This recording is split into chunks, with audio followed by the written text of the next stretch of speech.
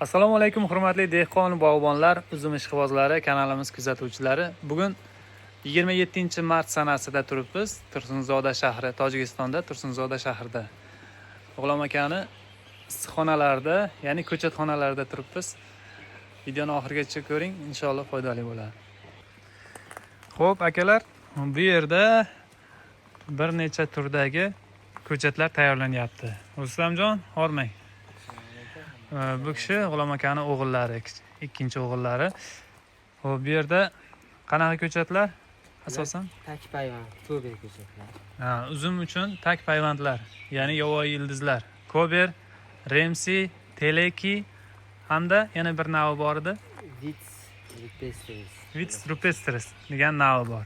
Mana shu 4 xil navdagi tak payvandlar ko'chatlar tayyorlanyapti. Xo'p, mana shu ekilganiga qancha bo'ldi? Rustamjon, mana shu. Adashmasam, yo 4 kun yo 5 kun bo'ldi-da. 4 kun yangi ekilgani mana bilinib turibdi. Mana suv quyilgan, bironta o't chiqmagan. Bu mana ekilishda mana bunaqa holatda, endi pindigilagan holatda ekiladi. Ketishi zo'rki, 4 kunda mana oldi, deylik 12-13 sm cho'zilibdi. Ba'zilari bundan ham yuqori cho'zilgan.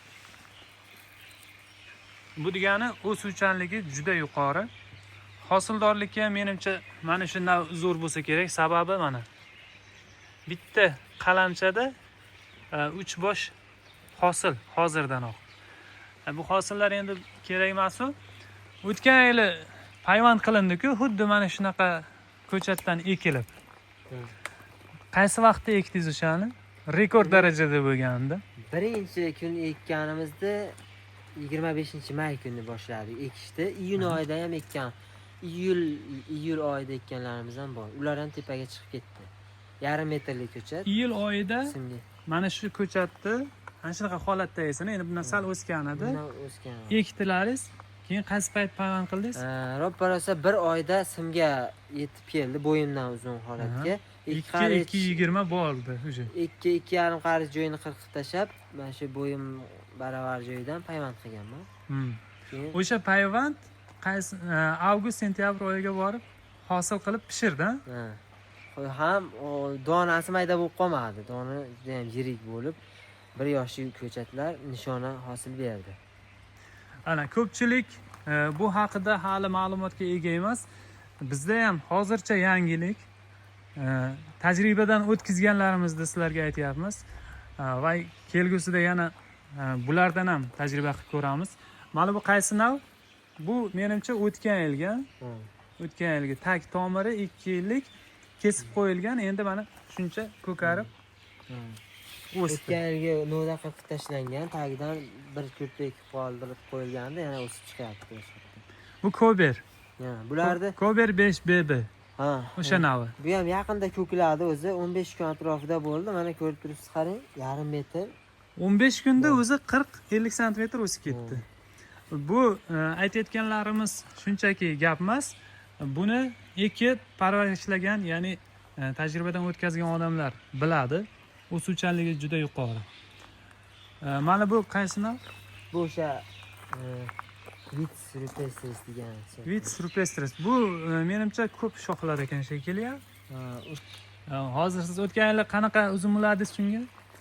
Bunga Adora sidis uladi. Adora o'sha meva qildi. U ham meva qildi. Arra 35, Svet Glob, hammasi nishoni, Out Increase. Hammasi nishoni meva berdi. Hammasini shu, ya'ni Teleki naviga ulagansiz. Telekiga ham ko'bergan. Ko'ber ham meva nishoni ko'rsatdi. Bunga Adora sidis ulagandi. Zo'ri qaysi ketdi? Yerga o'tkazilgandan keyin hammasi bir-biridan zo'r o'sdi. Hosili ham yaxshi bo'ldi, emas. Endi bilmasam, bu ham zo'r, bu ham zo'r. Endi asta-asta tajriba oshib boraveradi, yildan yil sayin. Ya'ni qaysi navda qaysi tak payvandga ulash ham farq qilib qoladi-da hali keyinchalik. Undan tashqari mana shu Teleki navini shu yil ekkan bo'lsak biz, mana shu zo'r natija bergan bo'lsa, bu o'sha yerimizni sharoitidan kelib chiqib yerni sharoitiga ham vobasta, ya'ni bog'liq. Ya'ni hamma yerga biz mana Shuhrat Abrorovni darslarida o'tganimizda o'sha kishining darslarida aytganki, yovvoyi ildizlar hamma joyga ham to'g'ri kelavermaydi. Avval yerni analiz qilinadi, yerni o'rganiladi. Yerni holatiga qarab takpayvand tanlanish kerak bo'ladi degan edi. Xuddi shunday bizning yerlarga mana shu mos keldi. Agar yer juda unumdorligi yuqori bo'lsa, o'zi shundayga ham uzumlar zo'r bo'ladigan yerga shart emas dedi. Aksincha zarari ham bor ekan. Nima zarar? O'suvchanligi yuqori bo'lgandan keyin g'ovlab ketishi mumkin, ko'p o'sib ketishi mumkin. To'g'ri, biz uni haligi o'sishini oldini olib, oltin o'rgit sepib ham qaytarishimiz mumkin. Baribir o'shanda ham qanchadir miqdorda unumdor yerga shart emas, xullas. Lekin unumdor yerlar bizda kam. Asosan masalan toshloq, kam suv, sho'r, zak yerlar bor. O'shalarga shu yerda analiz qilgan holda mana shu kober payvand tagliklar tanlanar ekan. Ushbu podvoylar haqida qisqacha ma'lumot. Vitis rupestris asosiy foydalari quruqchilikka chidamlik, uzoq suvsizlikka bardosh beradi, qumli va shag'alli tuproqlarga yaxshi moslashadi. Ildizlari tez o'sadi, lekin sovuqqa nisbatan nozik, ya'ni -18 gradusdan past temperaturaga chidamsiz. Vitis ripari, ya'ni remsi asosiy foydalari qattiq qishlarga chidamli, ya'ni -25 gradusgacha chidab beradi. Flakseriya zarar kuzantasiga qarshi quvvatli immunitet. Nam tuproqlar daryo bo'ylari uchun ideal. Mevani tez pishiradi. Kober 5BB esa mana shu ikkita podvoyni dugonasi desa ham bo'ladi. Asosiy foydalari flakseriya va nematodalarga bardosh beradi. O'rtacha quruqchilik va sovuqqa chidamli. -20 gradusgacha chidab beradi. Ko'pgina tuproq turlariga moslashadi. Uzumning hosildorligini 15-20% gacha oshiradi. Lekin tajriba qilganimiz mana shu ikkita nav bo'ldi. Bizning yerlarga to'g'ri keldi. Shunaqa bizda mana shunaqa yangiliklar. Mana bular ham kober qalamchalari tomirlatishga qo'yilgan. Tomirlatishga qo'yilgan, kali chiqarib qolibdi. Ularni ham ekamiz. Hozir tagida hammasi to'pli poli bor. To'pli poli bor. Bizda do'stlar mana shu asosan uzumchilik va uzum ko'chatlarini tayyorlash bilan shug'ullanib kelamiz. Tojikiston Tursunzoda Regal shahrida mana shu G'ulom akaning issiqxonalarida ko'chatlar tayyorlaymiz. Xo'jand Sug'di viloyatida ham sherigimiz bor, ya'ni Xurshid aka ko'pchilik biladi. U yerda u kishi tayyorlaydi. Birgalikda, hamkorlikda. Bundan tashqari O'zbekistonda Surxondaryo viloyatida ham ko'rsatib boryapmiz. Ko'chatlarimiz tayyor bo'lgan. Hozirda sotuvga chiqyapti. Keyin mana shu ko'chatlar, yovvoyi ildizlar, bular sotishgami yoki zakazga tayyorlanyaptimi? Zakazga tayyorlanyapti asosan. Bular mana bu tarafdagilar sotib bo'lingan. Bularga уже zaynat hammasi. Bu taraf ham yarimidan ko'pi zaynat, o'zimizga ekadigan joylarimiz bor. Yarimi o'zingiz ekasiz. O'zimizga asosan mana bu yangi ekilganlar sotishga.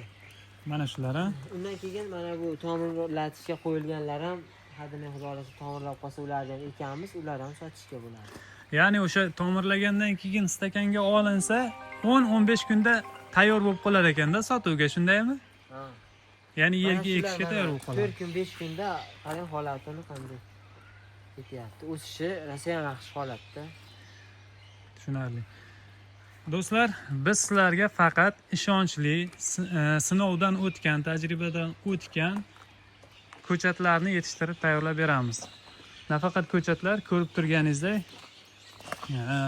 hayvon tagliklar, yovvoyi ildizlar ham tayyorlashga kirishganmiz. Hozirgi kunda 4 xil navi mavjud. Qolgan navlari ham bor, lekin halicha uni ko'paytirganimiz yo'q. Kelgusida ularni ham ko'paytirib sizlarga ko'rsatib boramiz.